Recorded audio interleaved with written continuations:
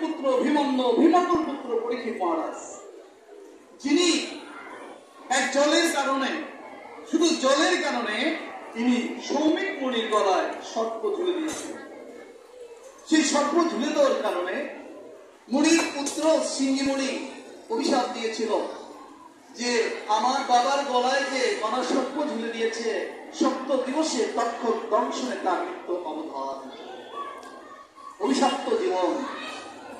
এমন সময় এই সুখদেব পরীক্ষিত মহারাজ জানতে পেল যে আমি মুনিপুত্রের দ্বারা অভিশপ্ত হয়েছি, সপ্ত দিবসে আমার মৃত্যু অবধারিত। উনি চিন্তা করলেন ভারতে একদিন যাব, চিরদিন তো এখানে কেউ থাকবে না, আমরা সবাই যাব। কিন্তু আমার যে ব্রহ্মহত্যা পাপ হল, এই পাপ থেকে আমি মুক্তি লাভ কিসে করবো এবং অন্তিম কালে কি করলে আমার এই ব্রহ্মহত্যা পাপ চলে যাবে, যাবার বেলায় আমি রাধা গোবিন্দের চরণ দর্শন করবো। এটা তার ব্রত। কারণ তিনি অনুশোচনা করেছিল যে আমি এমন এক বংশের সন্তান, যে বংশে স্বয়ং যুধিষ্ঠির মহারাজ উনি রাষ্ট্রীয় যজ্ঞে উনি সাবিত বৈষ্ণবের চরণ ধুয়ে দিয়েছিলেন, আর আমি সেই বংশের সন্তান হয়ে ঋষির গলায় সর্প ঝুলে দিলাম। নাইবা দিল ঋষি আমারে জল, কিন্তু এই কাজটা কেন বললাম আমি? তখন তিনি তার অনুশোচনা করেছিলেন। আর পরীক্ষিত মহারাজ ভাবলেন আমি এই বংশের সন্তান মানে একটা কুলঙ্গা। তিনি এইভাবে নিজেকে এতটা দৈনত্য, এতটা দীনতা, এতটা নম্রতা, বিনয়তা তার ভিতরে চলে আসলেন। কেন বললাম? তখন তিনি সমস্ত ঋষির কাছে জানতে চেয়েছিলেন যে অন্তিম সময় কি করণীয়, অন্তিম সময়ের কি করণীয়, এটাকে জানতে চেয়ে সেখানে ব্যাসদেব, মহা ঋষিরা ছিলেন। সেখানে একমাত্র সবাই বলেছিল একমাত্র অন্তিম সময়ে হরিনাম সংকীর্তন, কৃষ্ণ নাম। এই কৃষ্ণ নাম অন্তিমকালে সবার কাছে আসবে না। চৈতন্য চৈতামৃতে বলেছে যে এক কৃষ্ণ নামে যত পাপ হবে, জীবের সাধ্যই তত পাপ হবে। একবার বলতে হবে। সেটা কখন? যখন আমার দেহ থেকে প্রাণ চলে যাবে, সেই সময় যদি আমরা হরিধ্বনি দিতে পারি, তাহলে আমাদের দেহের বন্ধন চলে যাবে, অন্তিমকালে রাধা গোবিন্দ চরণ দর্শন করতে পারবেন। কিন্তু আপনি অন্তিমকালে যে ইচ্ছা করলে কৃষ্ণ নাম করবেন, পারবেন না। অজামিলকে দিয়ে গিয়েছিল নারদ মুনি, তার সন্তানের নাম দিয়েছিলেন নারায়ণ। কারণ নারায়ণ নাম করতে করতে অজামিল সন্তানের কথা ভেবে ভেবে উনি যমরাজকে দর্শন করে উনি ভয়ে নারায়ণের নাম শুনতেন, যমের ভয়ে পড়েছিল। তেমনি মাকে যদি বলি ও মা গীতা গীতা বল মা, গীতার সঙ্গ যদি মা না করে থাকে, কোন দিন মায়ের কানে হাজার আসবে না। আমার যদি মা আমার মালা জপ করে কৃষ্ণ নাম করে, মাকে যদি খেলে বলা যায় মা হরে কৃষ্ণ, মা হরে কৃষ্ণ, মা বলছে হরে কৃষ্ণ হরে কৃষ্ণ বলতে বলতে দেহ ত্যাগ করবে। কেননা কোটি জন্মের যদি পুণ্য থাকে, তবেই মৃত্যুর সময় কৃষ্ণ নাম তাদের জিহ্বায় আসবে। আর অন্তিম সময় ভগবান বলেছে অন্তিম সময় কেউ যদি কৃষ্ণ নাম করে চলে যায়, জন তাকে প্রশ্ন করবে না, সে বৈকুণ্ঠে যে সদায় রাধা গোবিন্দ চরণ দর্শন। অভ্যাস করতে হবে, অভ্যাস করতে হবে। অভ্যাস যোগ আছে, তোমাকে প্রতিদিন অভ্যাস করতে হবে। অভ্যাসের ফলে এই নাম তোমার কাছে চলে আসবে। তেমনি আজকে পরীক্ষিত মহারাজ প্রতিজ্ঞা করেছিল 7 দিন 7 রাত শুধু ভগবানের কথা শুনবে, কৃষ্ণ কথা শুনবে। সুখদেব গোস্বামী প্রভুপাদের কাছে পরীক্ষিত মহারাজ জানতে চাইলেন যে আমি পূর্বজন্মে এমন কি কর্ম করেছিলাম, আজকে 60,000 ঋষি এসছে আমার এই অন্তিম সময়, কি সৌভাগ্য আমার।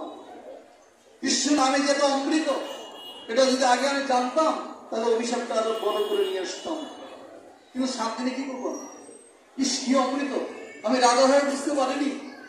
আমি যখন কৃষ্ণ ভক্তের সঙ্গ করলাম তখন বুঝলাম যে কৃষ্ণ নাম কত অমৃত, কৃষ্ণ নাম কত অমৃত।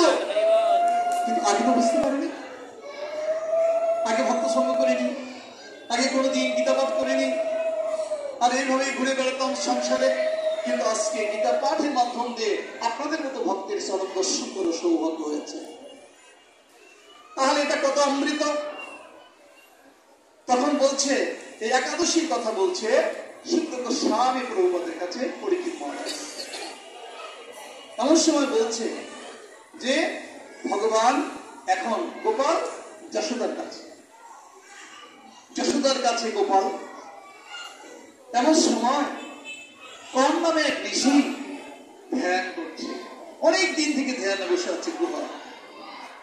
ধ্যান করতে করতে ধ্যানটা ভেঙে গেল, ধ্যান ভেঙে গেল। তিথি নক্ষত্র তো দেখলেন আজকে, গতকাল উত্থান একাদশী গেছে, আজকে হচ্ছে পারণ। কম ঋষি চিন্তা করলেন, অনেকদিন হলো নির্জলা উপবাস ছিলাম, নির্জলা, কিচ্ছু সেবা করেন, শুধু বায়ু ভক্ষণ করেছিল। বলল, হে ভগবান, তখন তো ভগবান শ্রীকৃষ্ণকে কেউ ভগবান বলে জানতেন না, তখন বিষ্ণুদেবের পুজো হতো। তারপরে বেদাতে বিষ্ণুদেবের শঙ্খচক্রে গদাপদ্ম রূপ মহাবিষ্ণুর আরাধনা করতেন। আর কলিতে ভগবান বিষ্ণুদেব যখন কৃষ্ণ অবতার হলো, তখন থেকে কলিযুগে চলে আসলো রাধা কৃষ্ণের পূজা অর্চনা চলে আসলো। এই চলে আসার পরে এখন বিষ্ণুদেবের চিন্তা করলেন, হে বিষ্ণুদেব, আজকে একটু রন্ধন করে তোমার ভোগ লাগাবো। তখন ওই কম ঋষি চলে আসলেন বৃন্দাবনে, বৃন্দাবনে আসলেন। এসে এবার এক ব্রজবাসীকে বলছে, ও মা, মা, বলছে বাবা আমি একটু পালন করবো। বলছে পালন? বুঝলাম না বাবা। বলছে গতকাল উত্থান একাদশী গেছে, আজকে একটু পালন করবো, রন্ধন করে ভগবান বিষ্ণুদেবের নামে একটু নিবেদন করব। বিষ্ণুদেব দৃষ্টি করবে, সেই দৃষ্টি মহাপ্রসাদ হবে, আমি তার উচ্ছিষ্ট সেবা করব। ভগবান দৃষ্টি করবে আর আমি উচ্ছিষ্ট সেবা করব। তো বললো, বাবা ওই একাদশী আমরা বুঝি না। তখন কর্মশী বলছে, যার বাড়িতে একাদশী হয় সে এখন যেটুকুই পারো তার ঘরে গোপাল গোবিন্দের কাছে কিছু না নিবেদন করে প্রসাদ পায়। কিন্তু যে একাদশী করে না, তার বাড়িতে জীবনে দিন একাদশী আসে না। আসে একাদশী কার বাড়িতে লাগে? যারা একাদশী করে। আর একাদশী কলিযুগে দুটো আসে, মাসে দুটো একাদশী, একটা শুক্লপক্ষে, একটা কৃষ্ণপক্ষে। এই দুটো একাদশীতে কি হবে? 15 দিন পর পর আমরা যা সেবা করি 15 দিনে 14 দিনে, সেই সেবাগুলো যা করি এগুলো আমাদের সব বের হয়ে যায় আর আমাদের দেহটা হালকা হয়। দেহ যত হালকা হবে তত আপনার রোগ কমবে, তত আপনার দেহ সুস্থ থাকবে। শুধু খাচ্ছেন আর খাচ্ছেন কিন্তু আপনি ত্যাগ করলেন না, তাহলে এটা জাম হয়ে যাবে।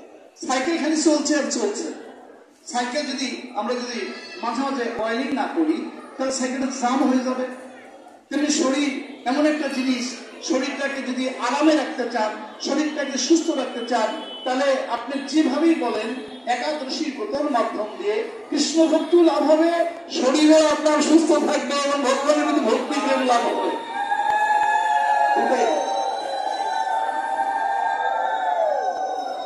দুটো জিনিস।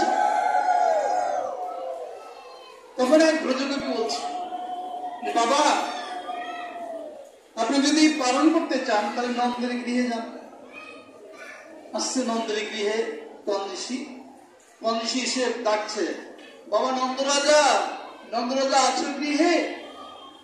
নন্দরাজা সারাদিন কাজে যায় আর মা গোপালকে নিয়ে বাৎসল্য প্রেম কার? মায়ের। বাবার কিন্তু বাৎসল্য প্রেম আসে না। মা বাৎসল্য প্রেম দিয়ে ভগবানকে গোপাল রূপে প্রতিনিয়ত তাকে ভালোবাসে। নন্দরাজা তো নেই, ডাকছে কম ঋষি আসছে। তখন মা যশোদা গোপালকে বলছে, ও গোপাল একটু এখানে বসে থাক, দেখি কে ডাকছে তোর বাবাকে। আসছে, এসে দেখে জটাধারী এক সন্ন্যাসী, জটা আতা অনেক লম্বা। মা যশোদা বলছে, বাবা প্রণাম করে বলছে, বাবা আপনি নন্দরাজাকে ডাকছেন কেন? বলছে, জানো মা, অনেকদিন থেকে ধ্যান করেছি, আজকের তিথি দ্বাদশী, গতকাল উত্থান একাদশী গেছে, আজকে দ্বাদশী, তে মনে করলাম যে একটু রন্ধন করে বিষ্ণুদেবের নামে কিছু নিবেদন করবে। তোমা সবাই বলে আমরা একাদশী বুঝি না, বাধ্য হয়ে ঘরে আসলাম। তো তখন মা দর্শকা বলছে যে বাবা খুব ভালো করেছ, আসো। আঙিনায় নিয়ে এসে সোনার সিংহাসনে বসতে দিয়ে চরণ ধৌত, চরণ দিয়ে দিচ্ছে। গোপাল উপরে বসে থেকে দেখছে, ও মা, আরে আমাকে যারা ভালোবাসে তাতে আমি যতটা সন্তুষ্ট, ও মা, তার চেয়ে বেশি সন্তুষ্ট হয় যদি আমার ভক্তকে যদি ভালোবাসে, তাহলে আমি সবচেয়ে বেশি সন্তুষ্ট হই।